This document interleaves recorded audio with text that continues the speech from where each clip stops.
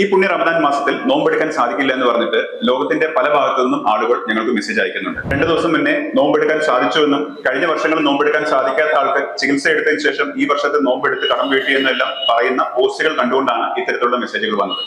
ഒരുപാട് ആളുകൾക്ക് നോമ്പുകാലം എന്ന് പറയുന്നത് മൈഗ്രെയിൻ ട്രിഗേഴ്സ് ആവുന്നതായിട്ട് കാണാറുണ്ട്.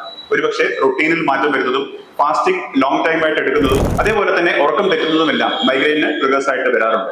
ഇത്തരത്തിൽ ഇത്തവണ നോമ്പെടുക്കാൻ സാധിക്കണം, അതിന് ഹെൽപ്പ് ചെയ്യുന്ന തരത്തിലുള്ള മരുന്നുകൾ അയച്ചു തരാമോ എന്ന് ചോദിക്കുന്നതിനോടാണ് എനിക്ക് ഈ കാര്യങ്ങൾ പറയാനുള്ളത്. മൈഗ്രെയിൻ എന്ന് പറയുന്നത് കേവലം പെയിൻ കില്ലറുകൾ മാത്രം കഴിച്ചുകൊണ്ടോ അതല്ലെങ്കിൽ എന്തെങ്കിലും ഒരു ഓയിന്റ്മെന്റോ ബാമോ യൂസ് ചെയ്തുകൊണ്ടോ മാത്രം മാറ്റിയെടുക്കാവുന്ന ഒരു കാര്യമില്ലാതെ മനസ്സിലാക്കുക.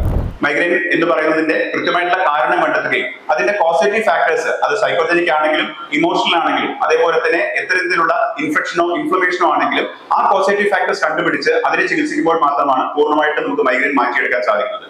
ഒരു വിശദമായിട്ടുള്ള കേസ് ടേക്കിങ്ങിലൂടെ വളരെ വിശദമായിട്ട് എന്തൊക്കെ കാര്യങ്ങളാണ് നിങ്ങൾക്കുള്ളത്, എന്തൊക്കെ ഹിസ്റ്ററി ആണുള്ളത്, ഫാമിലിയിലും അലർജി പരമായിട്ടുള്ള എന്തൊക്കെ ഹിസ്റ്ററീസ് ആണ് നിങ്ങൾക്കുള്ളത്, എന്തൊക്കെ ട്രീറ്റ്മെന്റ്സുകൾ ഇതിനെടുത്തിട്ടുണ്ട്, ഇത്തരം കാര്യങ്ങളെല്ലാം വിശദമായിട്ട് പഠിച്ചതിന് ശേഷം മാത്രമേ ഒരു മൈഗ്രെയിന്റെ കൃത്യമായിട്ടുള്ള ചികിത്സ നൽകുവാനായിട്ട് സാധിക്കുകയുള്ളൂ.